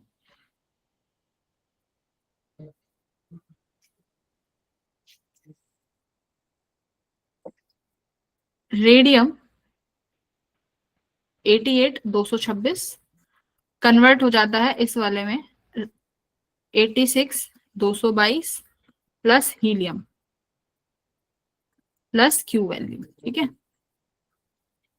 अब मेरा सवाल है कि मेरे को काइनेटिक एनर्जी निकालनी है अल्फा पार्ट। क्यों? मैंने क्या बोला था कि ये जो एनर्जी रिलीज होगी यहाँ पर, ये जो एनर्जी रिलीज होगी, ये एनर्जी कहाँ शो होगी? ये कुछ बताया था ना मैंने कि जो ये एनर्जी रिलीज होती है, जो ये प्लस क्यू वैल्यू जो एनर्जी रिलीज हुई है, ये कहाँ शो होगी? या तो हीट में, मैं ध्यान से सुनना, मैंने बताया था कि जो ये एनर्जी रिलीज होगी ये कहीं तो शो होगी, हीट एनर्जी में, मैकेनिकल एनर्जी में, साउंड एनर्जी में, किस फॉर्म में एनर्जी रिलीज होगी, राइट? तो यहाँ पर किस फॉर्म में एनर्जी रिलीज होती है बेटा? काइनेटिक एनर्जी में। जो काइनेटिक एनर्जी ऑफ प्रोडक्ट्स है ना, इसमें ये एनर्जी तुम्हें दिखाई देगी। तो काइनेटिक एनर्जी पूछी जाती है कि बताओ ये जो हीलियम तुम्हारा रिलीज हुआ है इसकी काइनेटिक एनर्जी कितनी है, ये जो डॉटर न्यूक्लियर बना है इसकी काइनेटिक एनर्जी कितनी है। तो कैसे निकालेंगे बोलो? Kinetic energy of alpha particle. अब मेरी बात ध्यान से सुनो, आर ए ये इनिशियली रेस्ट पे है बेटा, इसके पास तो कुछ है नहीं मोमेंटम, ये रेस्ट पे है। तो अगर मैं इनिशियली लिखूं, पी इनिशियल किसके बराबर होना चाहिए? पी फाइनल के, करेक्ट? इनिशियल मोमेंटम किसके बराबर होना चाहिए बेटा? पी फाइनल के बराबर होना चाहिए। तो इनिशियली तो मोमेंटम है ही नहीं क्योंकि वेलोसिटी 0 है। अब देखो आर एन का मास मैं कैपिटल एम से लिख देती हूँ, इसके पास कुछ वेलोसिटी लिख देती हूँ v1, प्लस हीलियम बना है इसका मास स्मॉल एम से दिखा देती हूँ, इसकी वेलोसिटी दिखा देती हूँ v2 से। तो यहां से क्या दिख रहा है? mv1 किसके बराबर हो जाएगा? mv2 के, माइनस साइन। अब मुझे बताओ इसमें किसके पास ज्यादा काइनेटिक एनर्जी होगी? किसके पास ज्यादा काइनेटिक एनर्जी होगी? अल्फा के पास। क्यों? क्योंकि मोमेंटम बराबर आया ना। देखो ये आर एन वाला है और ये तुम्हारा हीलियम है, यानी आर एन का मोमेंटम किसके बराबर आया है? हीलियम के मोमेंटम के बराबर आया ना। यस और मैम। ये मोमेंटम का फॉर्मूला क्या होता है? Mass into velocity. तो अब देखो जो आर एन वाला जो डॉटर न्यूक्लियाई है उसका मास तो बहुत ज्यादा है, हीलियम का मास बहुत कम है। तो अगर मोमेंटम बराबर है तो इसका मतलब हीलियम की वेलोसिटी बहुत ज्यादा होगी। Yes ma'am. याद आ रहा है? कुछ कराया था, हीलियम की वेलोसिटी बहुत ज्यादा होगी क्योंकि मेरे को मोमेंटम साफ साफ दिख रहे हैं, आर एन का मोमेंटम हीलियम के मोमेंटम के बराबर आ रहा है। तो इसका मतलब kinetic energy of alpha particle is very huge. अब ये जो क्यू वैल्यू है ना, याद रखना, ये क्यू वैल्यू जो तुमने निकाली है ना, और जब तुम आर एन की काइनेटिक एनर्जी और हीलियम की काइनेटिक एनर्जी निकाल के ऐड करोगे तो क्यू वैल्यू के बराबर ही आएगी। अगर पेपर में सवाल आता है कि जो ये क्यू वैल्यू रिलीज होती है, प्लस क्यू में जो एनर्जी रिलीज होती है वो एनर्जी किस फॉर्म में जाती है, तो डॉटर न्यूक्लियाई और डॉटर न्यूक्लियाई के जो मतलब प्रोडक्ट्स बनते हैं इनकी काइनेटिक एनर्जी में शो होती है, काइनेटिक एनर्जी के फॉर्म में। बात समझ में आई? अब फॉर्मूला लिखो काइनेटिक एनर्जी अल्फा का। कैसे निकालोगे काइनेटिक एनर्जी अल्फा का? ए क्या है? a -4 अपॉन a, याद है? 7 into Q। Yes ma'am, into Q. +4 upon a into Q, है ना? ये फॉर्मूला याद है? a क्या है यहाँ पे? a क्या लिखोगे? Mass number of, number of parent nucleus. Very good, mass number of parent nuclei, correct? Yes ma'am. Very good. याद रखना ए क्या है, mass number of parent nuclei. तो अल्फा का काइनेटिक एनर्जी कई बार पेपर में आ सकता है, मुझे लग रहा है इस बार तो आएगा ही आएगा। तो फॉर्मूला याद रख लो क्या है, A-4 by A multiply by Q, ठीक है। और A मास नंबर है पेरेंट न्यूक्लियाई का। याद रखना अगर तुमसे पूछें कि डॉटर न्यूक्लियाई का बता दो तो घबराना नहीं, Q वैल्यू तो निकालनी आती है, Q वैल्यू में से अल्फा का घटा देना, जो भी बचेगा वो किसका होगा, काइनेटिक एनर्जी Rn का, है ना, या फिर जो दूसरा डॉटर न्यूक्लियाई, ठीक है, जो भी दूसरा डॉटर न्यूक्लियाई होगा अगर उसका पूछ लेते हैं तो तुम क्या करोगे, Q वैल्यू में से अल्फा वाला माइनस कर दोगे, ठीक है, तो Rn का आ जाएगा। मेरी बात समझ में आ गई? हेलो, आ रही है Yes, बात? Okay, yes ma'am. ठीक है। सुनो, अभी बहुत चीजें रहती हैं समझाने के लिए।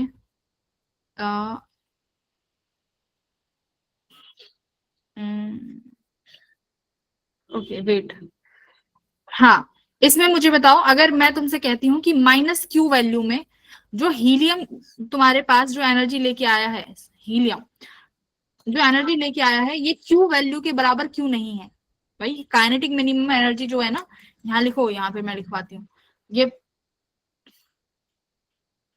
काइनेटिक एनर्जी जो है मिनिमम, ये Q वैल्यू से ज्यादा है। रीजन क्या है इसका बताओ, ये पूछेंगे। अगर तुम्हारे पास एंडोथर्मिक रिएक्शन करवानी है, एंडोथर्मिक रिएक्शन अपने आप नहीं होती है ना, एंडोथर्मिक रिएक्शन करानी पड़ती है। अगर हम एंडोथर्मिक रिएक्शन करा रहे हैं तो मेरे पास जो हीलियम आ रहा है, यानी जो इंसिडेंट पार्टिकल है, उसकी एनर्जी Q वैल्यू से ज्यादा है। रीजन जल्दी बोलो, रीजन क्या है इसका, क्या रीजन है? मोमेंटम कंजर्वेशन कराया था, मोमेंटम कंजर्व करना पड़ेगा, क्योंकि यहाँ पर हीलियम के पास भी मोमेंटम है, तो इसका मतलब इन दोनों के पास भी मोमेंटम देना पड़ेगा। और अगर ये सारी एनर्जी Q वैल्यू में निकल जाएगी तो ऑक्सीजन और जो ये तुम्हारे जो बाय प्रोडक्ट बने हैं, इनके पास एनर्जी नहीं बचेगी, तो मोमेंटम कंजर्वेशन इम्पैक्ट हो जाता है। तो इसके लिए माइनस Q वाली एंडोथर्मिक रिएक्शंस में क्या होगा, एंडोथर्मिक रिएक्शंस में जो तुम्हारा इंसिडेंट पार्टिकल होगा उसकी kinetic energy should be greater than Q value, because the reason of momentum conservation follow नहीं करेगा। अगर सवाल आ जाता है काइनेटिक एनर्जी मिनिमम बराबर हो जाती है Q वैल्यू के, क्या रिएक्शन टेक प्लेस होगी? रिएक्शन टेक प्लेस नहीं होगी। क्यों? Reason violates the momentum conservation को वायलेट कर देगा।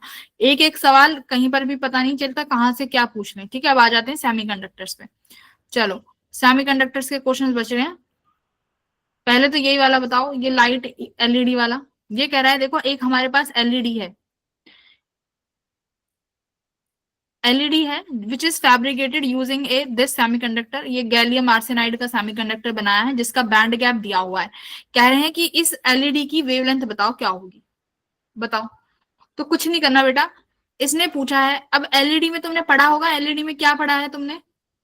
एलईडीज में लाइट इमिटिंग डायोड, एक फोटोन रिलीज होता है और वो फोटोन अपने साथ एक एनर्जी लेके आता है, वही तो एलईडी है। एलईडी का तुमने पढ़ा होगा ना नोट्स में, अपनी एलईडी वाले नोट्स खोलो, एलईडी का लिखा होगा उसमें कि एलईडी कैसे बनती है, कि हमारे पास फोटोन रिलीज होता है और वो फोटोन अपने पास एक वेवलेंथ लेके आता है। तो यानी यहाँ पर एनर्जी जो होगी फोटोन की वो hc/λ होगी, ठीक है। तो मैं एनर्जी तुम्हें दे ही रखी है, बैंड गैप 1.42 इलेक्ट्रॉन वोल्ट, तो यहाँ से लैम्डा निकाल सकते हो ना, निकाल सकते हैं। तो यहाँ पर यही वाला फॉर्मूला यूज हुआ है, ठीक है। ओके, एक बार एलईडी फोटोडायोड इनकी वर्किंग जरूर पढ़ लेना, एलईडी फोटोडायोड और जीनर डायोड, ठीक है, आज क्लास के बाद। ये बताओ ये किसका ग्राफ है, किसका आईवी कैरेक्टरिस्टिक है? ये रिवर्स बाइजिंग दिख रही है ना, ये फॉरवर्ड बाइजिंग में इस तरीके से चला जाता है, रिवर्स बाइजिंग। रिवर्स बाइजिंग में कौन काम करता है? जीनर। तो ये किसका ग्राफ है? जीनर डायोड का, करेक्ट। ये जीनर डायोड का ग्राफ। Yes ma'am. क्या हम ये ट्रुथ टेबल बना सकते हैं? ये क्वेश्चन सॉल्व कर सकते हैं हम आउटपुट वाले? देखो, अगर मेरा यहाँ ए है और ये बी है, ये एंड गेट्स, एंड गेट क्या देगा, A dot B, A dot B, and gate A dot B देगा। अब देखो इस बी को यहाँ पर नॉट में भेजा है, यानी ये बी बार हो गया, ये ए बार हो गया, तो यहां से आउटपुट में क्या मिलेगा, ए बार डॉट बी बार। अब एफ पर ये क्या है, और गेट है ना, और गेट है ना ये, और गेट के नॉट लगाया हुआ है क्या, यस। देखिए मेरी बात ध्यान से सुनना, अब पेपर में ये 0 1 0 1 रख के चेक मत करना, वरना पेपर खत्म हो जाएगा, बट ये ट्रुथ टेबल कंपेयर नहीं हो पाएगी, ठीक है। तो तुम्हें इस तरीके से ही करने होंगे कि ए और बी ये डॉट प्रोडक्ट है, तो ए डॉट बी। अब इन दोनों का यहाँ से ए डॉट बी आया और यहाँ से ए बार डॉट बी बार आया। अब और गेट क्या ऑपरेट करेगा मुझे बताओ, ए डॉट बी को हाँ प्लस करेगा ना, और गेट यस मैम। ए बार डॉट बी बार ऊपर सबका बार। तो फिर ये तुम्हें फिर पूरा सॉल्व करना पड़ेगा, कैसे, क्या रिएक्शन क्या बन जाएगा ये भाई। अब डी मॉर्गन्स थ्योरम याद है, ए प्लस बी का बार क्या बनता था, A bar A bar dot B bar. A bar dot B bar. तो ये बना दोगे, क्या बन जाएगा, ए डॉट बी Yes. का bar dot A bar dot B bar का बार, ठीक है, यही बनेगा। Yes ma'am. तो ए डॉट बी का बार, अब ये क्या बनेगा सेकंड वाला, और ए डॉट बी का कंप्लीट बार क्या बन जाता था, A bar plus B bar.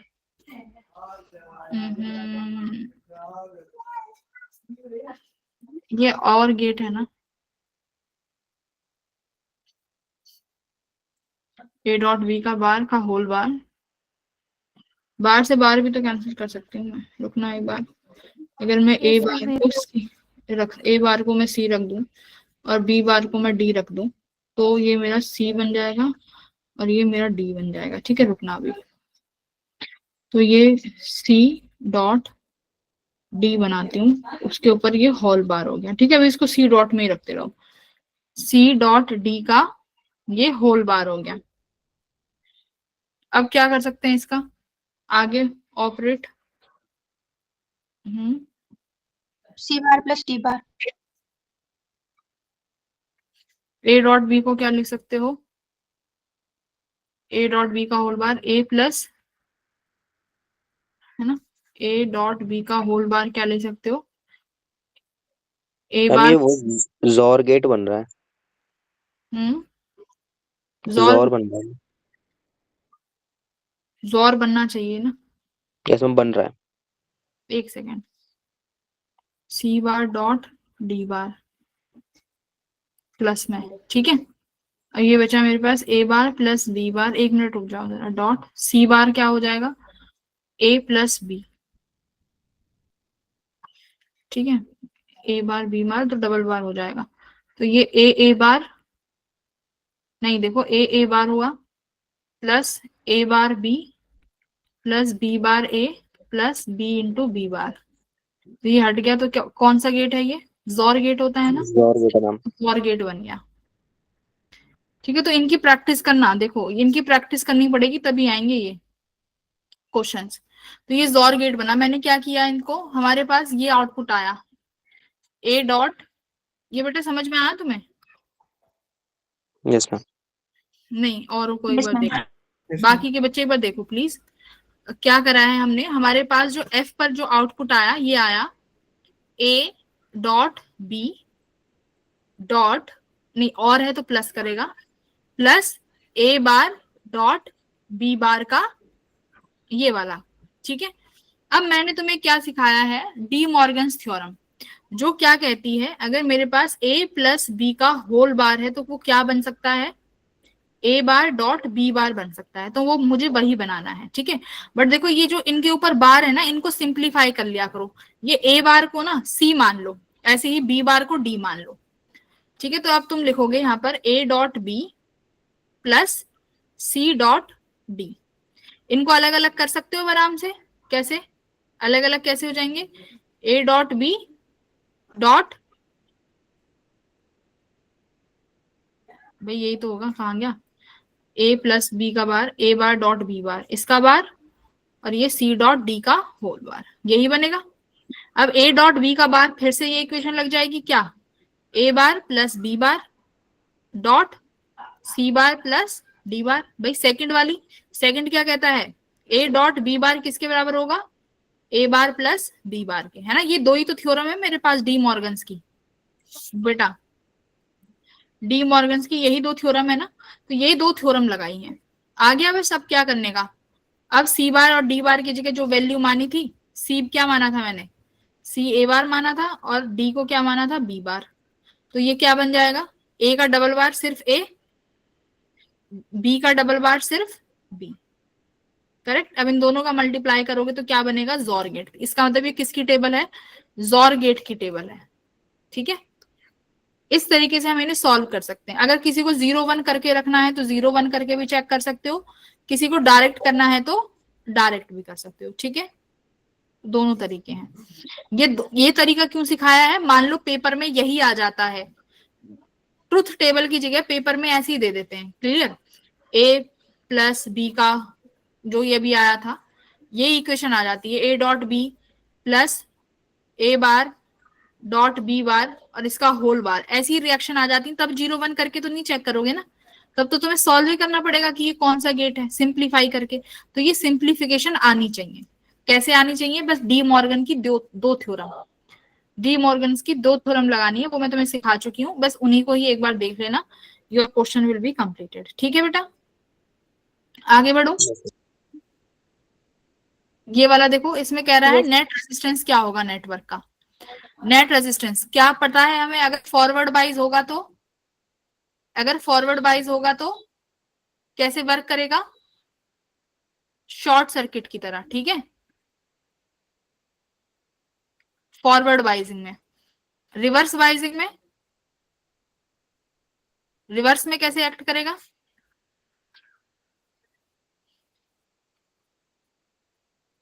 Open circuit, है ना। ओपन सर्किट का मतलब high resistance, correct, high resistance देगा। अब बता दो क्या है यहाँ पे, ये इस तरीके से बन रहा है और ये इस तरीके से, कौन सा डायोड वर्किंग है, ये -6 वोल्ट और ये -8 वोल्ट, सही कनेक्ट है, ठीक है। ये वाला तो फॉरवर्ड में है, और ये वाला बताओ, ये रिवर्स में है, सेकंड वाला D2। यस भाई ये -8 वोल्ट से जुड़ा हुआ है ना, नेगेटिव पोटेंशियल हो गया ये तो ये वाला रिवर्स में हो जाएगा, ये हट जाएगा ना फिर, तो ये वाली पूरी ये हट जाएगी, ठीक है। तो मेरे पास सिर्फ और सिर्फ क्या बच जाएंगे, ये 15 और ये 2 10, ये दो रेजिस्टेंस बचेंगे, ठीक है, इस तरीके से। तो ये पैरेलल में है कि सीरीज में है बताओ, ये सर्किट ऐसे बन जाएगा ना, 15 ओम यहाँ है और ये 10 ओम यहाँ है, इसी के अक्रॉस मैंने क्या बना रखा है, बैटरी, -6 वोल्ट और -8 वोल्ट का। तो 15 और 10 सीरीज में है कि पैरेलल में है, पैरेलल में है, सेम रेजिस्टेंस रहेगा, पैरेलल में है ना, तो बस इनका आर इक्विवेलेंट निकाल दोगे पैरेलल में, बोलो बस पैरेलल में है ना, बस इस तरीके से कर लेना। फिर आता है ये वाला क्वेश्चन जीनर का, ये जीनर का कई बार करा चुकी हूँ। अगर यहाँ 5 वोल्ट है तो यहाँ पे कुछ जीनर करंट जाएगा और कुछ लोड रेजिस्टेंस का करंट यहाँ जाएगा, और इस वोल्टेज से टोटल करंट यहाँ से आ रहा होगा, टोटल करंट। अब यहाँ पर कॉन्सेप्ट क्या लगता है, लोड रेजिस्टेंस के पास भी वही वोल्टेज होगी जो जीनर के पास है, यानी यहाँ पर 5 वोल्ट हो गई, क्लियर। लोड रेजिस्टेंस का वोल्टेज भी है और रेजिस्टेंस भी है, तो लोड रेजिस्टेंस का करंट निकाल लेंगे हम आराम से, VL/R करके आ जाएगा। Yes ma'am. अब जीनर का VZ, जीनर का वोल्टेज है और जीनर की पावर रेटिंग है, तो P = VI, पावर रेटिंग भी है तुम्हारे पास जीनर की 10 मिलीवोल्ट 10⁻³ वोल्टेज है, तो क्या मैं जीनर का करंट भी निकाल सकती हूँ, जीनर का करंट आ गया। टोटल करंट कैसे निकाल लोगे भाई, IL + IZ करके, टोटल करंट आ गया। इस RS के पास अगर करंट है 8 वोल्टेज टोटल है, तो इस RS के पास कितनी वोल्टेज होगी बताओ, 5 इधर चलेगी तो इसके पास 3 वोल्ट बचेगी, यस मैम ठीक। भाई टोटल 8 है, जीनर के पास 5 वोल्ट चली गई, तो सीरीज रेजिस्टेंस जो बचा हुआ इस पे 3 वोल्ट। टोटल 8 है ना, 8 से ज्यादा तो हो ही नहीं सकती, तो 5 और 3 8 हो गई। इसके पास 3 वोल्ट है, टोटल करंट निकाल लिया। क्या इसका आरएस नहीं निकाल सकते? आरएस कैसे निकालोगे? V equals to I into R S. I कौन सा लेंगे? Total current. वोल्टेज कितनी है इसके पास? 3 वोल्ट। 3 upon I total equals to R S. आ जाएगा? बोलो।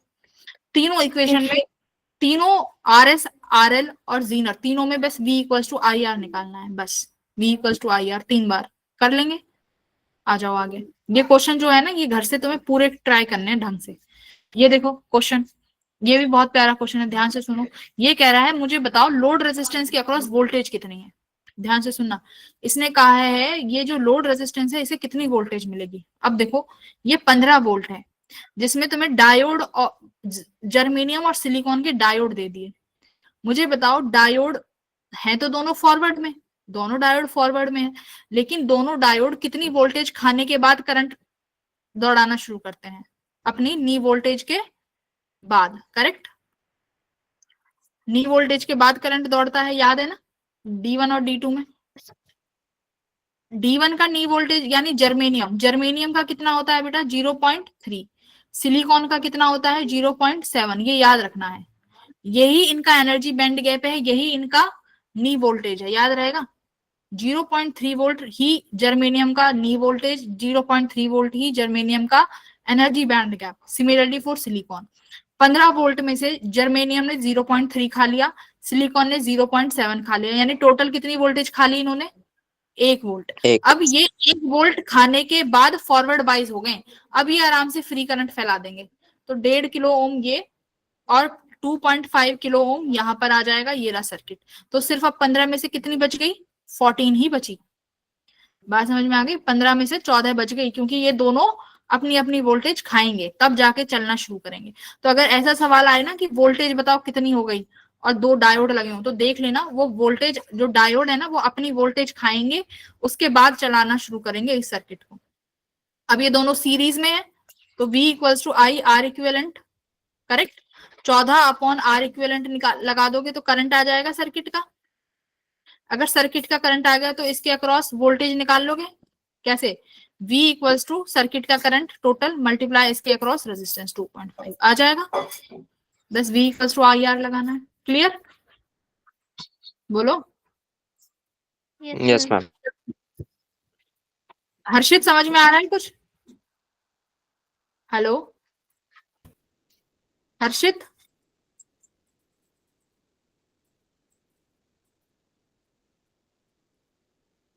एक सेकंड रुकना बस, अभी क्लास खत्म नहीं हुई है, यहीं बैठे रहना। Okay ma'am.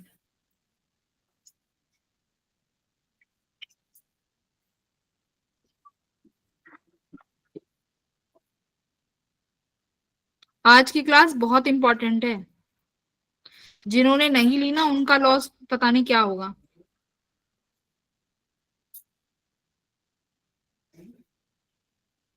एक घंटे के अंदर इतना क्रिस्प चीजें मिल रही है ना तुम्हें, 4 घंटे के लेक्चर में भी नहीं मिलेंगी। समझ में आ गई? पर तुम्हें तो मैम मजाक 8 लगती है। कंटेंट। हाँ हाँ, वेरी गुड।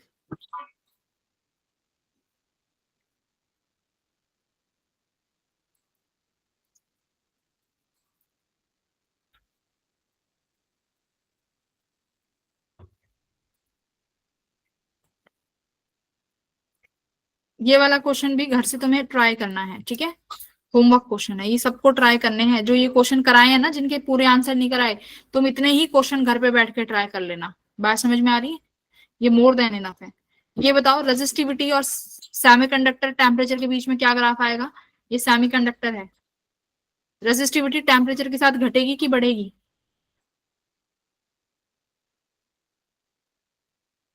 रेजिस्टिविटी सेमीकंडक्टर के साथ घटेगी या बढ़ेगी?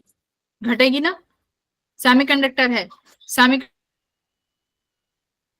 ब्रेक होंगे, बॉन्ड ब्रेक होंगे, मतलब करंट यस फ्लो मैम। करेगा, फ्लो करेगा। तो कौन सा ऑप्शन सही है? Third, D. Resistivity. Yes ma'am था। हाँ, अब्दुल्ला एकदम से आ गया, कहाँ गया था बीच में? हाँ तुम्हें पता है ये मैम क्लास कहीं आज नहीं। इम्पोर्टेंट है, हो ही नहीं सकता अगर तुम हो और तुम बोलो ना, मुझे पता है। मैम वो असर्शन है। थोड़ी सी आज तबीयत खराब थी। ये क्लास की रिकॉर्डिंग देख लेना आज। Diffusion current in a PN junction is greater than drift current in magnitude if the junction is forward biased. बताओ, अब जब मेरे पास फॉरवर्ड बाइज्ड होता है तो फॉरवर्ड बाइज में करंट कैसे फ्लो करता है?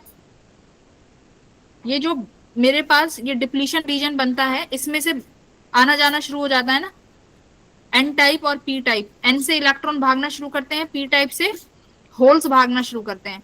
तो ये कौन सा करंट है? ये कंसंट्रेशन की वजह से आया है ना, कि एन टाइप में मेरे पास इलेक्ट्रॉन का कंसंट्रेशन ज्यादा है, पी टाइप में होल का कंसंट्रेशन ज्यादा है। तो कंसंट्रेशन की वजह से जब भी कोई चीज दौड़ती है, फैलना शुरू करती है, तो उसे क्या बोलते हैं? डिफ्यूजन। तो ये जो करंट है ये किसकी वजह से है? डिफ्यूजन की वजह से। डिफ्यूजन का मतलब है कंसंट्रेशन का डिफरेंस। कंसंट्रेशन का डिफरेंस है या नहीं है? मुझे बताओ, कंसंट्रेशन का डिफरेंस। एन टाइप में इलेक्ट्रॉन्स ज्यादा है बेटा, अगर एन टाइप में जी मैम। इलेक्ट्रॉन का कंसंट्रेशन ज्यादा है, एन टाइप में इलेक्ट्रॉन का कंसंट्रेशन ज्यादा है, तो कहाँ जाएंगे? पी टाइप की तरफ। पी टाइप में होल का कंसंट्रेशन ज्यादा है, तो पी टाइप से होल्स किसकी तरफ जाएंगे? एन टाइप की तरफ। तो जब भी फॉरवर्ड बाइजिंग होगी तो फॉरवर्ड बाइजिंग में जो करंट है वो कौन सा वाला होगा? डिफ्यूजन करंट डोमिनेट करेगा। ठीक है, ये बात ठीक है। अब लिखा हुआ है okay is greater than the drift current. हाँ ठीक है, अब ड्रिफ्ट कौन सा होता है बताओ? ड्रिफ्ट करंट होगा बेटा रिवर्स बाइजिंग में। ठीक है, अब बात आई ड्रिफ्ट करंट क्या है। ड्रिफ्ट करंट वो है जो इलेक्ट्रिक फील्ड की वजह से जनरेट हुआ है। इलेक्ट्रिक फील्ड क्या करती है? चार्ज पार्टिकल पर फोर्स लगाएगी, है ना? तो चार्ज पार्टिकल पर फोर्स लगाएगी, उनकी वजह से जो करंट आएगा वो कौन सा करंट होगा? Drift current. Hello hello, good evening ma'am. Harshit, class में क्यों नहीं हो? मैम बैटरी नहीं और लाइट ही नहीं है मैम यहाँ। अच्छा अच्छा, ये क्लास देख लेना, बहुत इंपॉर्टेंट है। ओके ठीक है बेटा। मैम अगर लाइट आती है तो मैं चार्जिंग पे लगा के करूंगा ट्राई। हाँ हाँ फिर ठीक, आती है। ओके बेटा ठीक है। Reason diffusion current in PN junction is from N side to P side if the junction is forward bias. बताओ ये रीजन सही है कि गलत है? डिफ्यूजन करंट कहां से कहां होगा?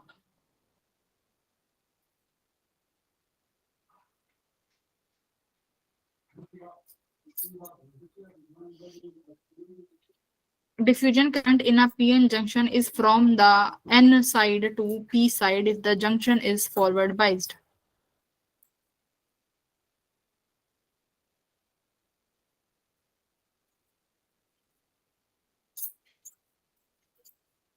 भाई फॉरवर्ड बाइज है, ये लो।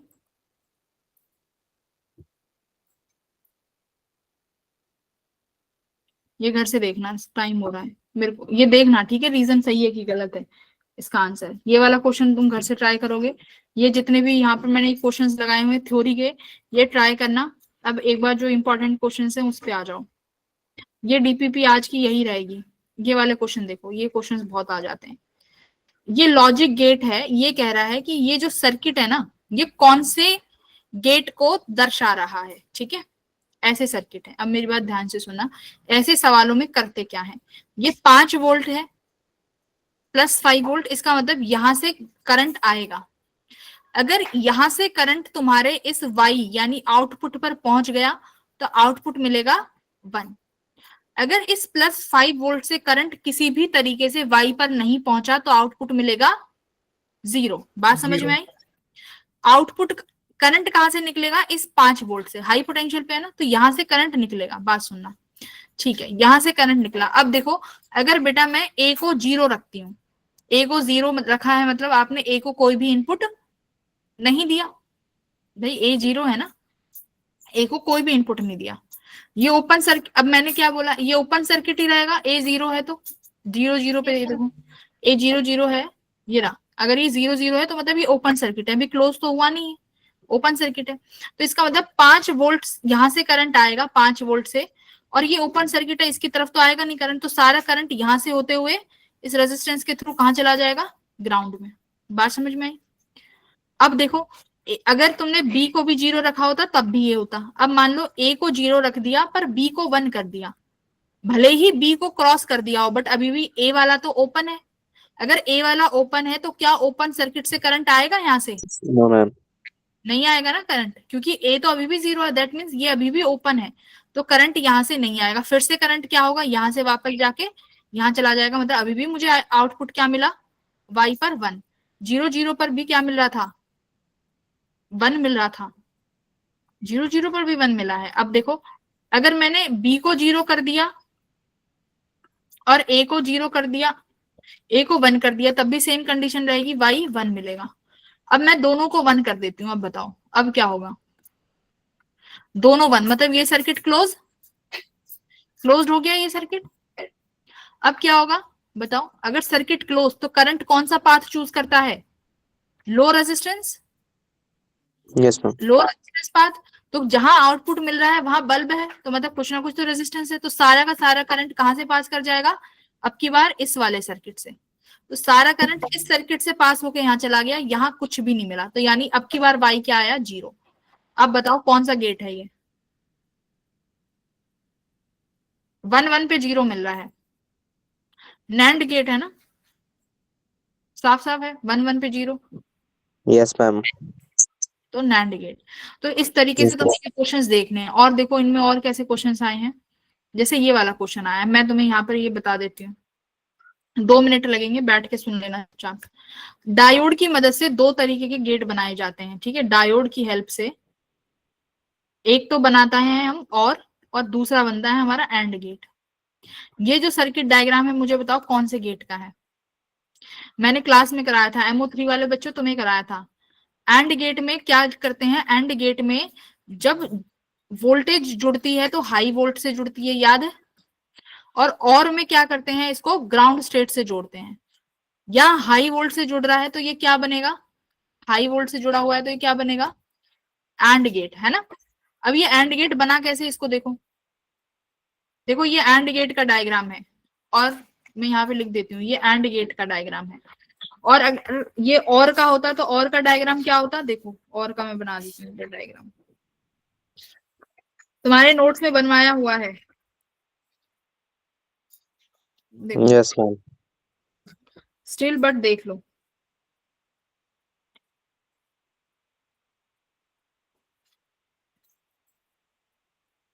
इनको किससे कनेक्ट करना है, अब ग्राउंड से, ठीक है, सीधा ग्राउंड से कनेक्ट कर दोगे।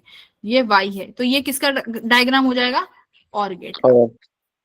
तो और गेट में ग्राउंड से जोड़ते हैं, और एंड गेट होगा तो उसमें हाई वोल्टेज से जुड़ा होगा, जैसे यहाँ +5 से जुड़ा हुआ है, ठीक है। ये सबसे बेसिक डिफरेंस है जो तुम्हें याद रखना है। बाकी मैं एक बार कॉन्सेप्ट समझा देती हूँ कि कॉन्सेप्ट से कैसे करते हैं। देखो सुनो मेरी बात, अगर मैंने ए को बेटा क्या दिया, +1, ठीक है, और बी को भी +1 दिया, दोनों को +1 दे दिया। अब देखो यहाँ पर 5 वोल्ट होगा, ये 5 वोल्ट कनेक्टेड है, यहाँ पर 5 वोल्ट हो गया मेरे पास, सपोज करो। ये कह रहा है कि अगर ए को 1 दिया, इसका मतलब ये है यहाँ 5 वोल्ट होगा, तो तुमने ए को 5 वोल्ट दिया। बेटा 5 वोल्ट यहाँ है और 5 वोल्ट ही यहाँ पर है, तो डायोड किस में होगा, ये सेम पोटेंशियल पे हो गए ना, सेम पोटेंशियल पे करंट फ्लो करेगा ही नहीं इस सर्किट में। तो 5 वोल्ट से सारा करंट निकल के कहाँ चला गया, मैंने क्या बोला, जहां पर ये हाई वोल्ट जुड़ा होगा करंट वहीं से निकलेगा। तो अब ये 5 वोल्ट जुड़ा हुआ है तो करंट यहां से निकलेगा ना, देखो यहां से करंट निकलेगा। करंट के पास रास्ते 2 हैं, या तो वो वाई पे भी जा सकता है या इस सर्किट में भी जा सकता है। अगर वो इस सर्किट में चला गया मतलब वाई को कुछ नहीं मिला, अगर वाई पर चला गया तो मतलब इस सर्किट को कुछ नहीं मिला। बात समझ में आई। अब मुझे बताओ, मैंने ए और बी को 0 0 दिया, तो 0 0 सॉरी पहले मैंने 5 5 दिया था ना, तो 1 1 वाला कर लेते हैं। ये देख के जाना, ए को भी 1 दिया और बी को भी 1 दिया, इसका मतलब 5 5 वोल्ट दे रहे हो। 5 5 वोल्ट देने का मतलब है सेम पोटेंशियल पे है, कोई करंट फ्लो नहीं करेगा सर्किट में, ये डायोड वर्क ही नहीं कर रहे सेम पोटेंशियल पे, तो कहाँ चला जाएगा सारा करंट, वाई पे। क्या मिल गया मुझे, 1 मिल गया, 1। वाई पर तो 1 मिला ना। अब देख लेते हैं एक 0 0 का, अब एक बार कॉन्सेप्ट देख लो 0 0 का।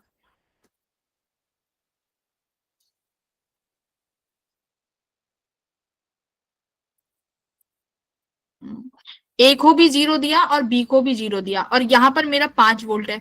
बताओ डायोड किस में हो गए, फॉरवर्ड या रिवर्स? फॉरवर्ड। ये 0 और यहाँ 5 फॉरवर्ड में हो गए। फॉरवर्ड में हो गए तो कैसा बिहेव करता है, शॉर्ट सर्किट, मतलब कोई रेजिस्टेंस ही नहीं देगा। तो ये करंट जैसे ही इस पॉइंट पे पहुंचेगा जहां पर वो वाई और डायोड वाले सर्किट में डिवाइड होना चाहता है, सारा कहाँ जाएगा, डायोड वाले सर्किट में। क्यों?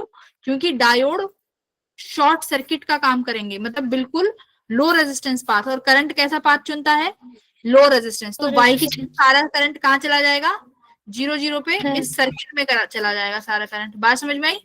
सारा करंट इस सर्किट में चला गया तो वाई पर क्या मिल गया, 0। तो अभी तक तो पता चल गया होगा कौन सा गेट है ये, 0 पर 0 मिल रहा है, 1 पर 1, एंड गेट ही है ना। Yes ma'am. समझ में आ गया? अब देखो ये और गेट का देख लो। और गेट पे और गेट पे क्या होता है, 0 1 का देख लेते हैं। ये 0 और ये 1, ठीक है, ये भी 0 है। यहाँ पे क्या होगा, मैम आपने जो बनवाया था ना क्लास में, वो डायरेक्ट कनेक्ट कर रखा था इससे, ओ के नीचे वाले उसको। क्या कर रखा था, डायरेक्ट कनेक्ट थी वाली वायर नीचे वाली, डायरेक्ट कनेक्ट थी। जैसे हम अर्थ के ऊपर तक।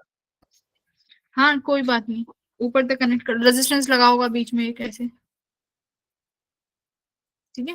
तो ये बेसिक डिफरेंस है, ये याद रखना कि एंड गेट में क्या होगा, एंड गेट में हाई पोटेंशियल होगा 5 वोल्ट, और गेट में सीधा ग्राउंड स्टेट होगी, ठीक है। बाकी अब तुम कॉन्सेप्ट समझ गए हो क्या है, कि हाई वोल्टेज से करंट निकलेगा, अगर करंट किसी तरीके से वाई में पहुंच गया तो 1, अगर सारा करंट कहाँ चला गया, डायोड में, और डायोड में वो करंट कब जाएगा, जब डायोड फॉरवर्ड होंगे, यस ठीक मैम। है। डायोड अगर फॉरवर्ड हो गए तो करंट शॉर्ट रेजिस्टेंस को चुनता है और वो तुम्हें डायोड दे देगा, दैट्स इट। ये बहुत इंपॉर्टेंट कॉन्सेप्ट था, ये लास्ट वाला, ये याद रखना, ठीक है। ट्रुथ टेबल 2022 में आया है तो 25-26 में रिपीट होने के चांसेस बहुत ज्यादा हैं, ठीक है। चलो ओके देन, बाय एवरीवन। ये पूरी पीपीटी में तुम्हें दे देती हूँ, प्लीज इन्हीं क्वेश्चंस को ही ट्राई कर लेना, इससे ज्यादा कुछ नहीं करना, ठीक है। इसमें सब कुछ है, ठीक है। बाय, नेक्स्ट क्लास में मिलेंगे नए चैप्टर के साथ, ठीक है। Okay ma'am. Bye. Bye. Okay ma'am, bye bye.